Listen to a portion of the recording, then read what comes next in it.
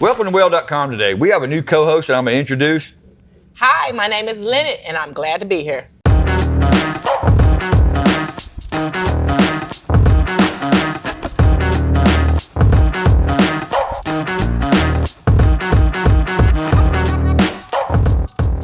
What's your story on the welding? How'd you get into it? All right, well, first off, I love working with my hands. I used to work in warehouses for about 10 years, and then I decided to do a little different and go in fitness.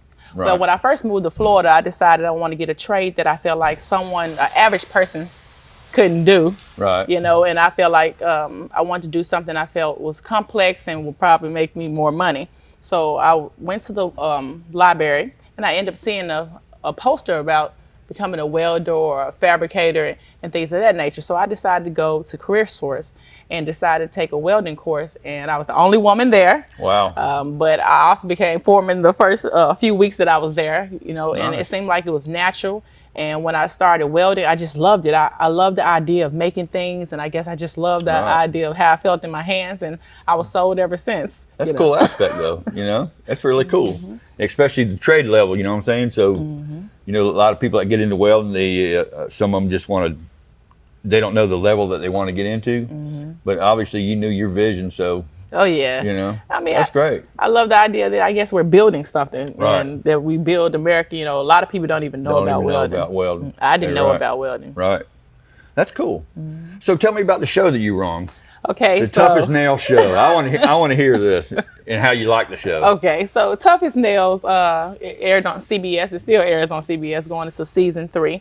It's a show about blue-collar workers. It took 12 different blue-collar workers, firefighters, iron workers, welders, even airplane techs or mechanics things of that nature. And they put us in a setting where we did other blue-collar jobs that were not of our own. It basically allowed America to see some of the trades that people do that you just don't even realize. Like when you're walking across the roads or these buildings, they don't understand every aspect of what people are doing and how dangerous they are and how cool they are. And most times you don't actually have to have a college degree and get a whole bunch of student loans to be in these type of fields. That's interesting. So it was actually an awesome situation. Right. So did you like the experience on the show? I gained a family. I mean, really? It was That's cool. It gave you the opportunity to do so many different fields that, I mean, you don't usually get a chance to do. Right. I mean, go up different fire poles and come down buildings and worry about firing lines. It was awesome. That's pretty neat, though. So what's the most rewarding part of your career? I guess the most rewarding part of my career is me being able to say that I built something. That with your own hands. Right, and that things that are being moved or recycled are being moved because of me. I am one of the steps that it goes through to be able to get the work done. That's so cool. I feel like we build America. Right. That's really cool then. So what's been your most exciting product you ever worked on? I guess it would have to be when I made a water tank. It was awesome to me because, you know, of course, water tanks, you don't want it to water to come out. So you want to make sure your welds are correctly done and you sealed everything correctly to make sure it's watertight. Right. So just from sheets of metal into this huge tank, it was awesome. I mean, from scratch fabrication straight to pouring water in and never having a hold. It's a beautiful thing, especially every time I would see it. It's a neat project, huh? Definitely. To see it come alive, really. Absolutely. From nothing to something. Turnkey. Exactly. Something they use every day. No, you know, when people use it, they don't think about the idea of how much time it took and my hands and hard work, you know. Right. And without that, then it wouldn't even be there. And your knowledge and everything else that goes along with it. That's cool. So what's been your toughest welding job? Let's see. Oh, man. They're all tough, ain't they? They are. I guess two of them, I guess. One was when we were trying to build a wall from allowing the recycled metal falling into the Tampa Bay. Right. So, you know, sitting on the outside of the wall on the wood trying to weld, you know, and worry about falling in the water. Was one. But I think the other one was going up conveyor belts 60 feet in the air, you know, holding on. Challenging. Right, and trying to weld over a belt, and it's swaying because it's so high up, and you can see down, and you know, it's all the variables there. Absolutely. Then it's a little cooler up there. Right. So it was. That's I funny. think that one was the most challenging. So who's been the most influential person in your career so far? I would have to say it was a coworker named Arnie.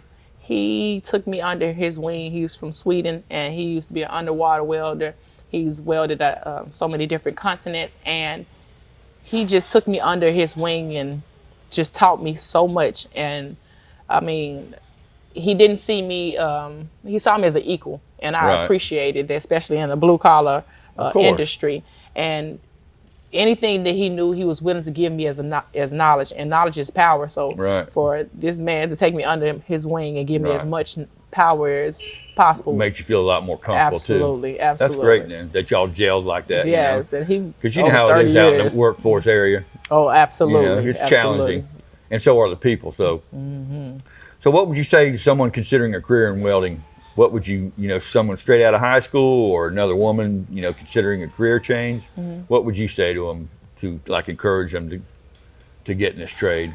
I would say go for it. First off, as I said, you can become a welder even straight out of high school. You don't have to have a college degree. You don't have to go into debt. You can take a long-term situation to 2 years, or go as far as having a master's degree in welding if you like. Or you can go to Career Source where it's only 6 weeks. Or you can even go directly to the source and they will teach you. Because right now they're having issues where younger people aren't coming, and the older ones that are there are kind of more set in their ways with the older ways of things. And they weren't always the most safest way to do things. So they're more willing to get someone who's way more open-minded and has a blank mind, so they can feel it with the correct way to do things. And the money is great. My first year into being a welder, I bought my house and paid all my debt off. And I mean, it changed my life financially more than I could ever expect. That's great. That's really great, So do you and your children have any interest in welding? Or? Yes, my oldest son, he thinks he might want to do a little welding. I have a welding machine at home, and honestly, I feel like even if that's something that my children decide not to go into permanently, it's always great to have a trade that you can always come back on. Exactly. Welding gives great money, and the thing is, when things are going left in another trade, you can always go back to welding. I have never seen where you can't get a job in welding. If someone says they can't get a job in welding, then they can't be a good welder. Yeah, they're either not a good welder or they're not looking. They must be banned or something. Yeah, you're right though. I mean, I've never had a problem finding work. Never. Exactly. So it's always something you can fall back on, and you didn't have to go in debt for it. And that's a trade you can never take away, honestly. Exactly. All you gotta do is strike a couple more times and you'll get it back in the gear. We had a great conversation. You told me a little bit about yourself, and I hope to see you more on the channel. All right, I hope so too, and I hope to get to know you more, because from what I understand, you're a master welder over here. Oh yeah. Yeah, I hope you can teach me a lot. I'll teach you everything I know. Well, see, that's great. We're gonna be best of friends. That's it. There you go. If you like what you see, push the like button and subscribe to Weld.com. See you on the next one.